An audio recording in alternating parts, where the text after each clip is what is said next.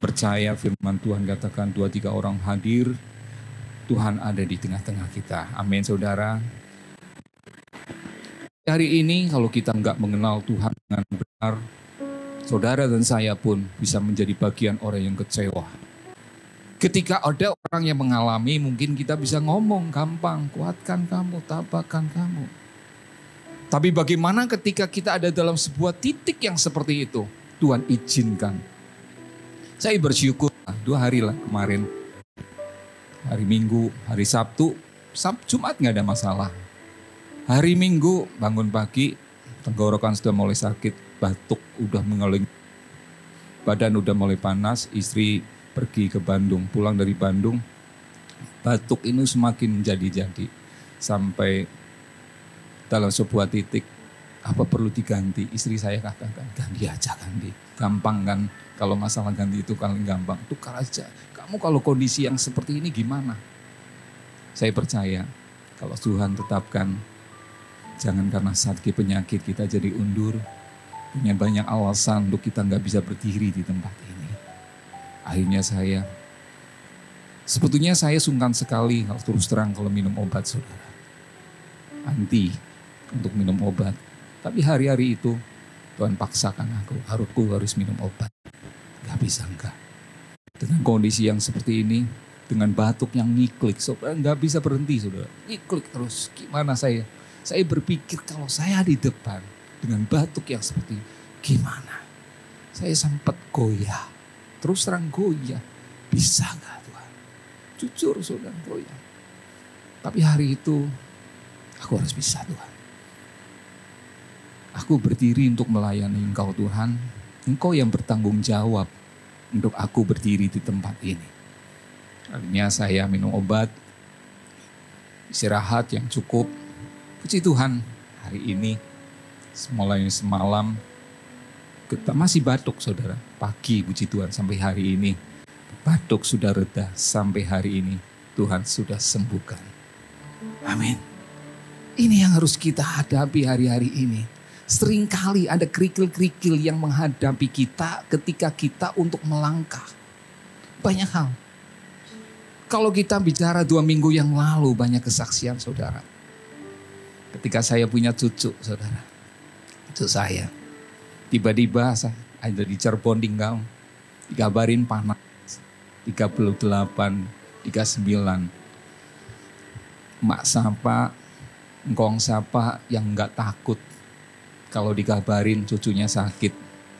Akhirnya Pak, cepat segera bawa rumah sakit. Karena panasnya enggak turun 39, dibawa ke rumah sakit. Sampai di rumah sakit, cucunya itu tahu, udah trauma. Melihat rumah sakit aja dia udah tahu kalau setiap hari divaksin. Dia tahu penuh nangis saudara. Ketika nangis, tiba-tiba dipaksa dia enggak mau. Akhirnya Pak, keluar panasnya turun. Dibawa, ya udahlah observasi, dibawa ke mall, coba ditenangkan hatinya. Panas itu udah mulai turun, sampai di rumah 38, 37, itu udah turun. Puji Tuhan, Tuhan sama. Lihat sehari saudara, jam 11, jam 1 malam, tiba-tiba panas lagi. Waduh, ke tempat tiba di sana, rumah sakitnya udah penuh, tidak ada kamar, panasnya 39. Lebih enggak turun sampai dimasukkan sebuah kapsul yang ditaruh di dubur. Itu menghindari supaya kejang ya, panas. Saya di sini enggak bisa apa-apa. Yang saya hanya lakukan hanya apa? Ya berdoa. Tuhan, aku hanya menyerahkan semuanya ke dalam tangan Tuhan. Engkau yang berkuasa, Engkau yang melakukan segala sesuatu. Buang semua roh ketakutan, buang semua roh kekhawatiran, dan aku percaya kalau rumah sakitnya penuh, engkau punya cara yang lain. Tetap dalam observasi, dikasih obat, pulang ke rumah, dipantau. Besoknya mulai turun. Sampai hari ini enggak jadi di opname. Tuhan punya cara yang lain dalam segala hal dalam hidup kita ini. Seringkali hari demi hari kita dihadapkan hal-hal yang seperti itu. Tetapi itulah Tuhan. Manis bersama dengan Tuhan. Hari demi hari iman dan percaya kita sering dipertaruhkan di hadapan Tuhan. Apa benar kita masih mengandungkan diri kepada Tuhan? Ada kekhawatiran, ketakutan itu terus menyelimuti hidup kita. Kalau kita nggak pernah lulus dalam hal ini, saya percaya kita akan nggak pernah dipercaya lagi untuk hal-hal yang jauh lebih besar. Karena apa? Setiap masalah, proses apapun yang Tuhan izinkan dalam hidup kita, Tuhan sebetulnya sedang mempersiapkan kita untuk perkara yang jauh lebih besar. Amin, saudara. Kalau kita nggak pernah melatih, mulanya belajarlah untuk percaya. Kalau nggak salah ada ayatnya, belajar untuk percaya. Kalau hari-hari ini kita mau belajar percaya di dalam Tuhan, dalam setiap perkara-perkara kecil yang Tuhan izinkan dalam hidup kita, bagaimana nanti Tuhan mempercayakan dalam perkara yang besar? Nggak bisa, saudara. Hal-hal yang kecil seringkali kita dihadapkan untuk percaya enggak. Kalau hal yang kecil engkau nggak lulus, hal yang besar terus terang, saudara belum dipercaya untuk perkara yang besar. Ini aja belum lulus, apalagi saya kasih perkara yang jauh lebih besar. Tanggung jawab lebih besar, otomatis engkau perlu kepercayaan iman yang jauh lebih besar lagi. Amin. Mulai hari ini kita mau belajar dari sebuah firman Tuhan. Di mana kekuasa kebangkitan itu, kalau kita sudah mengakhiri Paskah kemarin, tapi saya masih ingin membahas mengenai kebangkitan. Murid-murid Yesus pun pernah mengalami kecewa. Kenapa? Ketika Yesus sebagai Raja, sebagai Tuhan, ketika Yesus disalibkan, sebagian besar dari mereka tinggalkan Yesus, kecewa. Tinggalkan, mereka apa? Putus pengharapan, gak ada lagi Tuhan. Mereka mengharapkan sosok sebagai raja yang bisa menyelamatkan, raja yang bisa mengayomi semua, tiba-tiba tidak bisa berkutik apa-apa ketika raja disalib. Dia nggak tahu sebuah kebenaran. Tapi hari ini kita mau sampai dalam Lukas 24 ayat 1 sampai dengan yang terakhir. Coba saya bacakan. Tetapi pagi-pagi benar pada hari pertama minggu itu mereka pergi ke kubur membawa rempah-rempah yang telah disediakan mereka. Mereka mendapati batu itu sudah terguring dari kubur itu. Dan setelah masuk mereka tidak menemukan mayat Tuhan Yesus. Sementara mereka berdiri termangu-mangu karena hal itu, tiba-tiba ada dua orang berdiri dekat pakaian yang berkilo-kiloan. Mereka sangat ketakutan dan tetapi kedua orang itu berkata kepada mereka, "Mengapa kamu mencari dia yang hidup di antara orang mati? Ia tidak ada di sini, ia telah." Ingatlah apa yang dikatakannya kamu ketika ia masih di Galilea, yaitu pada Anak Manusia harus diserahkan tangan orang-orang berdosa dan disalibkan dan akan bangkit pada hari yang ketiga. Teringatlah mereka akan perkataan Yesus itu, dan setelah mereka kembali dari kubur, mereka menceritakan semuanya itu kepada mereka ke-11 murid dan kepada semua saudara yang lain. Perempuan-perempuan itu ialah Maria dari Magdala dan Yohana, Maria ibu Yakobus dan perempuan-perempuan lain juga yang bersama-sama dengan mereka memberitahukannya kepada rasul-rasul. Tetapi bagi mereka perkataan-perkataan itu seakan-akan omong kosong dan mereka tidak percaya kepada perempuan-perempuan itu. Sungguh pun demikian, Petrus bangun lalu cepat-cepat pergi ke kubur itu. Ketika ia menjenguk ke dalam, ia melihat hanya kain kafan. Lalu ia pergi dan bertanya ke dalam hatinya, apa kiranya yang telah terjadi? Saya percaya kita sudah berkali-kali mendengar mengenai ini.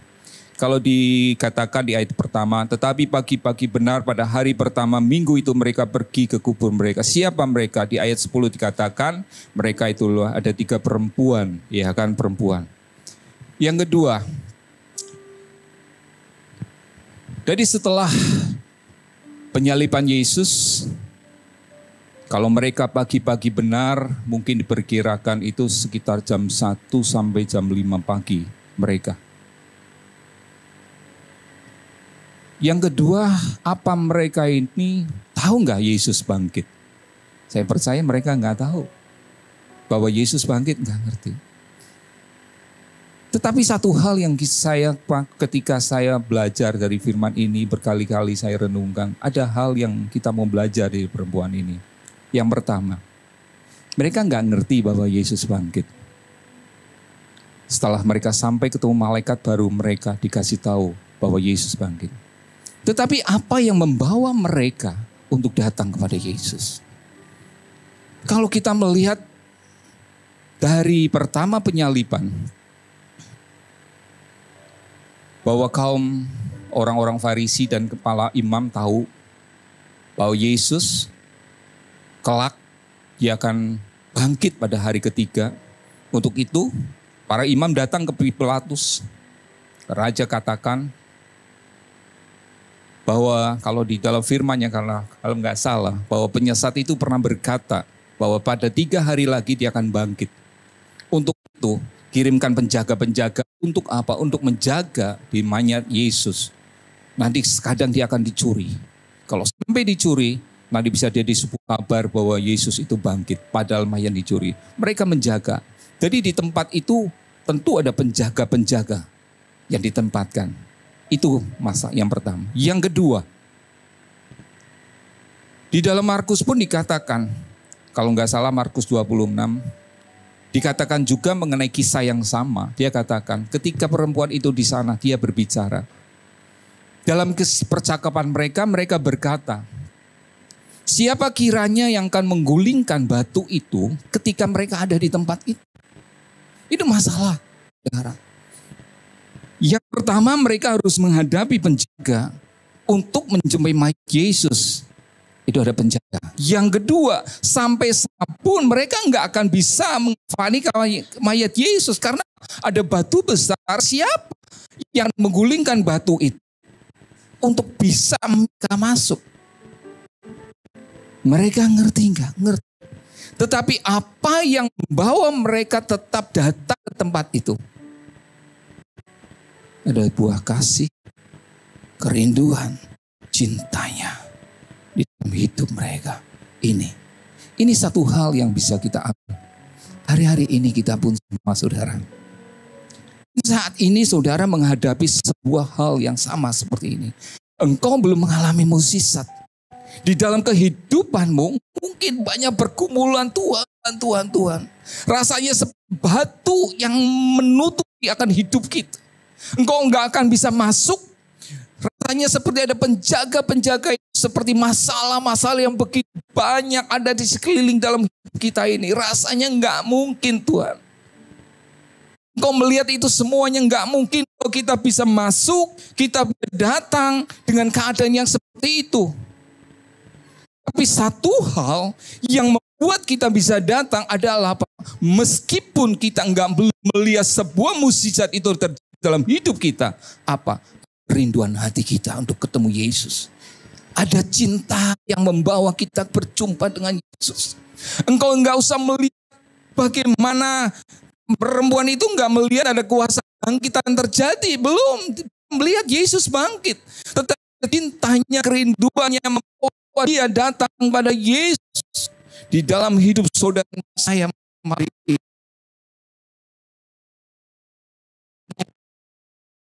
menunggu mukjizat dalam ini, persoalan apapun yang menghidup ini. Tapi ketika engkau datang kepada Yesus, engkau percaya, engkau menaruh setiap kerinduanmu kepada Yesus, engkau berseru, engkau akan melihat semua yang ajaib datang dalam hidup kita. Amin saudara. Ini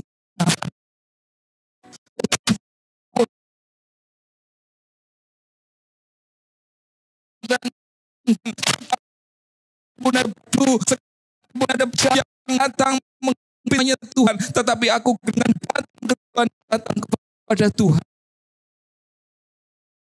Dasi dengan apapun ada dalam hidup kita ini. Masalah, persoalan saudara, badai apapun yang terjadi dalam hidup saudara, jangan pernah membatasi kita untuk terus datang kepada Yesus.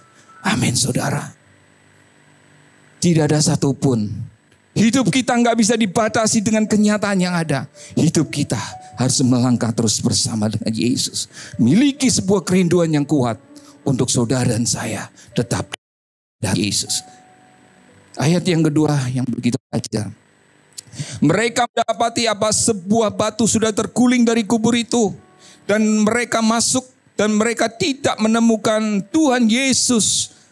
Sementara mereka berdiri Termangu-mangu karena hal itu, tiba-tiba ada 2 malaikat orang berdiri dekat mereka memakai pakaian yang berkilau-kilauan.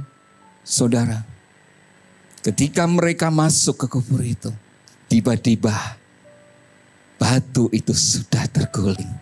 Tidak ada lagi penjaga-penjaga yang ada di depan mereka. Sampai firman Tuhan apa katakan, mereka termangu-mangu. Mereka takjub, mereka heran dengan segala kemusisatan terjadi atas tempat itu. Hari-hari ini pun saudara bisa mengalami perkara yang sama. Mungkin ketika engkau mengalami persoalan, mungkin engkau menunggu mukjizat, mungkin mau mengalami badai apa dalam hidup saudara. Ketika engkau datang kepada Tuhan, Tuhan tolong. Tiba-tiba ada batu terguling di depan saudara. Saudara tuh melihat, wah, mukjizat terjadi di depanku Tuhan. Kok bisa? Pernah saudara mengalami? Tiba-tiba bisa terjadi di depan mata saudara. Kok bisa ya? Aku gak pernah nyangka itu bisa terjadi di depan mataku Tuhan. Aku gak pernah nyangka itu bisa terjadi Tuhan. Rasanya gak mungkin Tuhan. Tapi itu Tuhan. Segala sesuatu yang gak mungkin bagi Tuhan mungkin. Amin. Ini yang terjadi hari-hari ini. Kita akan melihat kuasa kebangkitan itu ada dalam hidup saudara. Jangan pernah kita batasi dengan keadaan apapun. Sekalipun ada batu besar yang menghadangi saudara. Sekalipun ada batu besar yang menutup mata saudara. Saudara ingat kisah Lazarus. Ketika Yesus menangis melihat Lazarus. Mendengar kabar Lazarus sakit. Dia sengaja tunda 2 hari untuk tidak menjumpai Lazarus. Tetapi ketika Tuhan Yesus tiba di tempat ini, apa yang terjadi? Dia bicara, Marta, angkat batu itu. Marta ngomong, Tuhan, ya sudah mati, sudah berbau, sudah 4 hari. Tuhan ngomong, asal kamu percaya, semua akan terjadi. Mukjizat akan terjadi. Amin. Tiba-tiba batu itu diangkat. Ada firman yang berkata, angkat batu itu. Lazarus yang mati, bangkit. Jadi apa yang membawa itu? Firman. Mari kita belajar terus dari firman Tuhan ini. Sementara mereka berdiri termangu-mangu. Karena hal itu tiba-tiba ada 2 orang malaikat berdiri dekat mereka memakai pakaian. Mereka sangat ketakutan dan menundukkan diri. Tetapi orang itu berkata kepada mereka, mengapa kamu mencari dia yang hidup di antara orang yang mati? Ia tidak ada di sini, ia telah bangkit. Ingatlah apa yang dikatakan kepada kamu ketika ia masih di Galilea. Ada satu kata, ingatlah apa yang dikatakan kepada kamu. Hari ini penting saudara. Kalau engkau menghadapi persoalan apapun, jangan ingat hal yang buruk ada dalam hidup saudara. Banyak orang ketika mereka menghadapi masalah, mereka ingat hal-hal yang buruk. Mungkin sakit hatinya yang terus diingat terus. Dendamnya yang terus diingat, penyesalan demi penyesalan. Mereka ingat masa lalunya yang tidak mengenakan terus, orang-orang yang menyakiti terus ingat, terus mengorok pikiran dan hatinya. Kalau saudara hari-hari ini hanya mengingat yang seperti itu di dalam hidup saudara, saya percaya, saudara tidak akan bertumbuh dengan iman saudara. Tetapi malaikat ini katakan, ingatlah apa yang pernah dikatakan Yesus.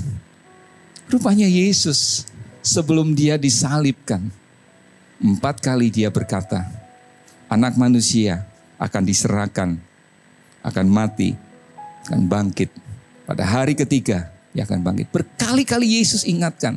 Jadi ada apa? Ada firman yang diperkatakan. Hari-hari ini ketika Lazarus bangkit, Tuhan ngomong, penyakit itu tidak akan membawa kematian. Tetapi lewat penyakit itu akan membawa kemuliaan. Lewat penyakit itu anak manusia akan dimuliakan. Ada apa? Firman. Di dalam Yohanes 14 ayat 1 katakan, jangan gelisah hatimu. Percayalah kepada Allah dan percayalah kepada firman-Nya. Hari-hari ini yang saudara perlukan di dalam hidup saudara saya, perkataan firman ada dalam hidup kita ini. Yesus sudah ngomong, 3 hari lagi dia akan bangkit. Ada perkataan firman yang diucapkan. Tetapi semua murid-murid saat itu mereka hilang pengharapan. Mereka kecewa. Yang mereka ingat hanya kecewa, dan kecewa. Dan hilang pengharapan. Terlebih ketika murid-murid Yesus di Emmaus, saudara, mereka berjalan di Emmaus, 2 orang murid Yesus.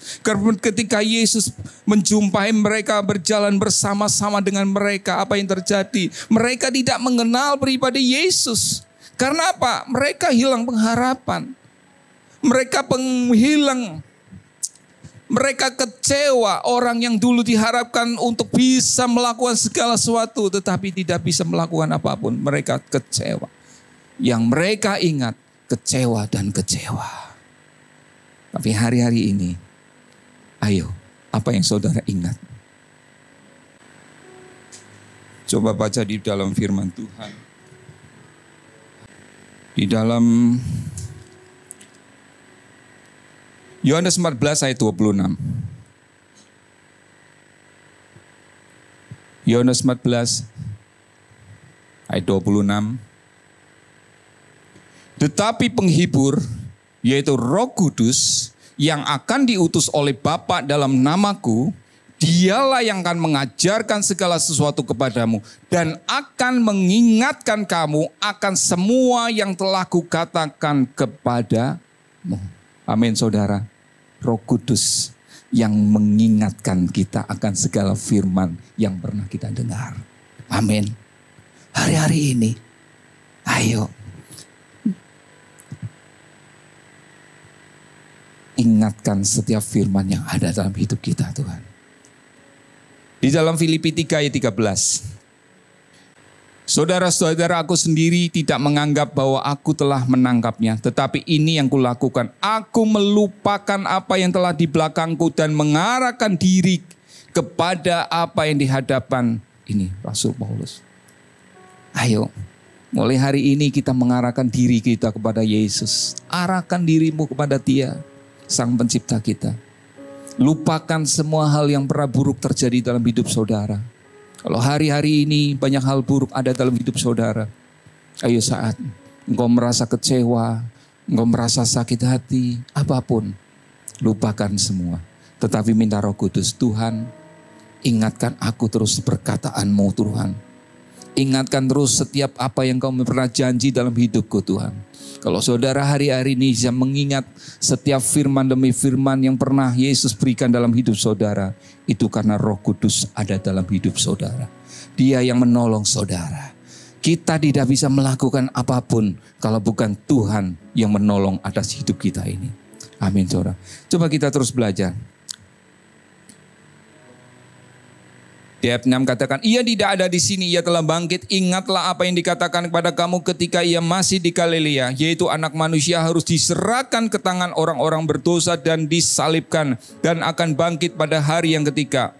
Ayat yang ke-8 katakan, maka teringatlah mereka akan perkataan Yesus. Dan setelah mereka kembali dari kubur, mereka menceritakan semuanya itu kepada ke-11 murid dan kepada semua saudara-saudara yang lain. Ayat 10, perempuan-perempuan itu ialah Maria dari Magdala, dari Yohan dan Yohana, dan Maria ibu Yakobus, dan perempuan-perempuan lain juga bersama-sama dengan mereka memberitahukannya kepada rasul-rasul. Ayat 11, perhatikan. Tetapi bagi mereka perkataan-perkataan itu seakan-akan omong kosong dan mereka tidak percaya kepada perempuan-perempuan itu. Bayangkan. Hari-hari ini kita nggak mudah saudara untuk kita bisa mendengar akan sebuah kesaksian apapun. Banyak hal yang terjadi hari-hari ini kalau kita melihat di dalam sosmed. Banyak perkataan-perkataan yang seringkali yang membuat kita bisa bingung dengan segala pendapat orang, bisa berkomentar apapun dalam media.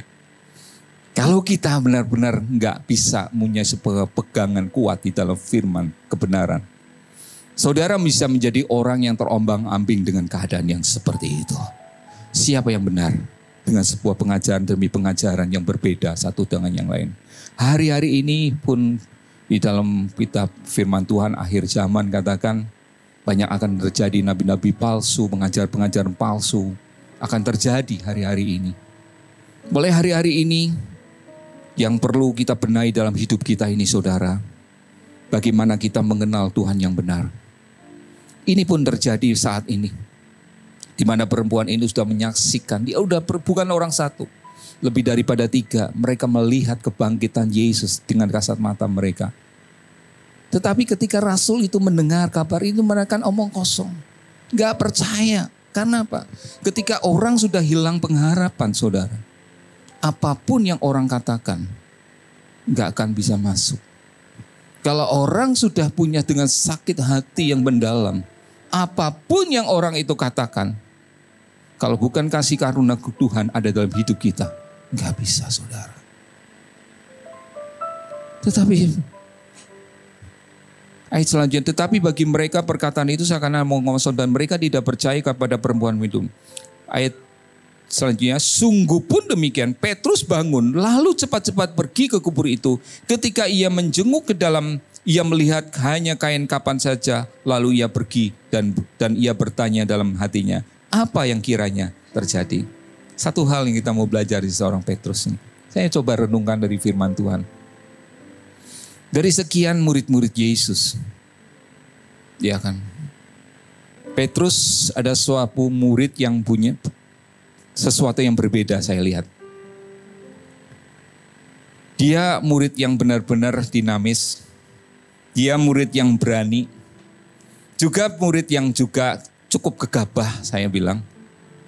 Dia murid yang juga setia, militan sama Yesus. Dia juga murid yang impulsif, dalam arti kata bertindak tanpa dengan sebuah pemikiran konsekuensinya. Itu Petrus. Contohnya gini. Ketika Yesus berjalan di atas air. Ya, tiba-tiba banyak semua murid-murid terdiam. Dia katakan, itu hantu. Sekian banyak murid yang ada. Mereka enggak melakukan hanya berteriak, itu hantu, itu hantu. Tapi ada sosok seorang Petrus yang berani. Dia berani melangkah. Tuhan, kalau memang itu Engkau Tuhan, suruh aku berjalan di atas laut. Tuhan ulurkan. Sekalipun dia sudah melangkah di atas air. Sempat enggak dia langkah di atas air? Sempat. Sekalipun dia akhirnya jatuh, akhirnya tangan Tuhan angkat dia. Dia sudah menunjukkan sebuah keberanian berbeda. Sama dengan murid-murid ini. Dia hanya omong kosong enggak percaya. Tapi Petrus sesuatu yang berbeda. Saudara ingat ketika Yesus di taman Getsemani ada penjaga-penjaga.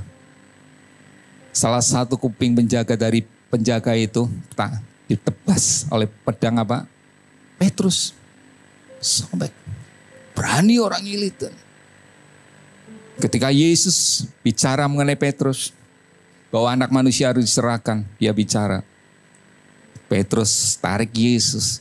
Sekiranya enggak boleh, aku akan mati bersamamu. Wah, militan sekali. Tapi Tuhan ngomong, sebelum ayam berkokok, engkau akan menyangkal aku berapa kali? 3 kali. Ini yang terjadi saudara. Tetapi ada hal yang memang ada hal-hal yang perlu kita belajar. Banyak kekurangannya. Tapi kita belajar ada sesuatu hal yang kelebihan-kelebihan itu yang bisa kita ambil. Apa? Ketika mereka berkata, ya ayat 11, tetapi bagi mereka perkataan itu seakan-akan omong kosong dan mereka tidak percaya kepada perempuan itu. Ayat 12, sungguh pun demikian Petrus apa? Bangun lalu cepat-cepat pergi ke kubur itu ketika ia menjungkuk ke dalam. Ini yang dilakukan Petrus. Mereka nggak denger apapun omongan dari Rasul ini. Banyak orang ngomong sekarang, komentar banyak sekali. Ngomentari banyak. Wah, ini banyak komentar. Kalau kita lihat banyak komentar akhirnya jadi bung. Yang kita lakukan hari-hari ini belajar seperti Petrus apa?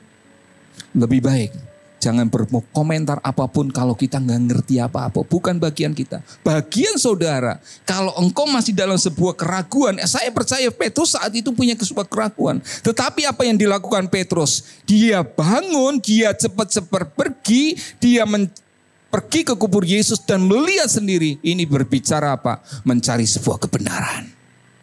Hari-hari ini yang saudara perlukan. Gak usah banyak bicara apapun. Cari kebenaran firman ini. Gali firman ini. Tanya Roh Kudus dalam hidup saudara. Tuhan, benarkah apa yang pernah dikatakan? Jangan-jangan apa yang diperkatakan itu benar. Dan kita sudah ngomongi hal yang jelek. Habis kita. Lebih baik duduk diam di kaki Tuhan. Cari kebenaran. Cari kebenaran. Tanya Roh Kudus. Tuhan, terus terang aku ragu. Tetapi ketika aku datang kepada engkau. Dan Tuhan ngomong di ayat itu dikatakan.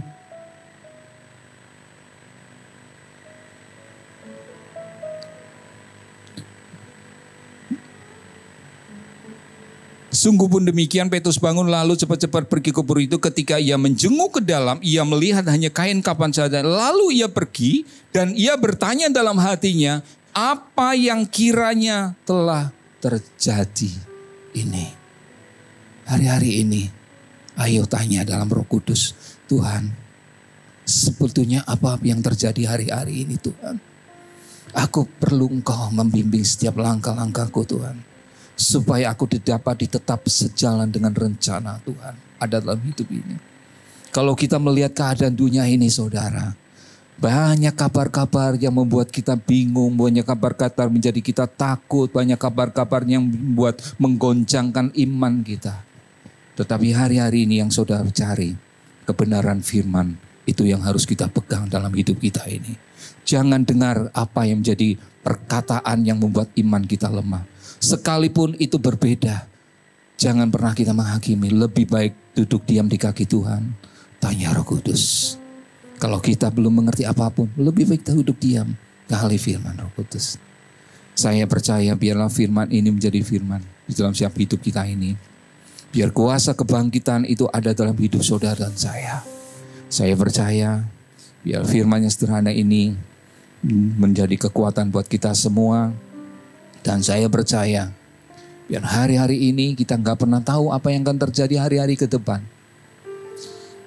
Perang India-Pakistan, kita terus berdoa jangan sampai itu terjadi. Terus, kalau semakin memanas, kalau sampai terjadi perang nuklir, kita nggak pernah tahu bagaimana keadaan dunia ini. Akan terjadi, perang di mana-mana sedang terjadi. Tetapi satu hal yang kita perlu, tetap berjaga-jagalah di dalam Tuhan. Tetap setia, pegang setiap firman-Nya, pegang setiap janji Tuhan ada dalam hidup kita ini. Hidup kita ini tidak ditentukan dengan apa yang ada dalam sekeliling hidup kita ini. Sekalipun kenyataan dalam hidup kita ini, kita menghadapi kenyataan demi kenyataan yang enggak enak saudara. Mungkin banyak orang mengatakan kenyataannya memang banyak PHK, ya. Kenyataan usahanya banyak mengalami semakin menyurut, ya. Itu kenyataan. Tapi sekali lagi hidup kita tidak ditentukan dengan kenyataan. Anak-anak Tuhan terus naik dan semakin naik. Karena ada janji Tuhan ada dalam hidup kita. Kita adalah bukan ekor tapi kita kepala. Amin saudara. Kita enggak ditentukan dengan apa pendapat kata orang. Tapi kita ditentukan apa pendapat kata firman. Kalau kita firman berkata ya, percayalah ada firman yang berkata pegang janji Tuhan. Pegang firman Tuhan, inilah menjadi kekuatan dalam hidup kita ini. Amin saudara. Mari saya ajak bangkit berdiri.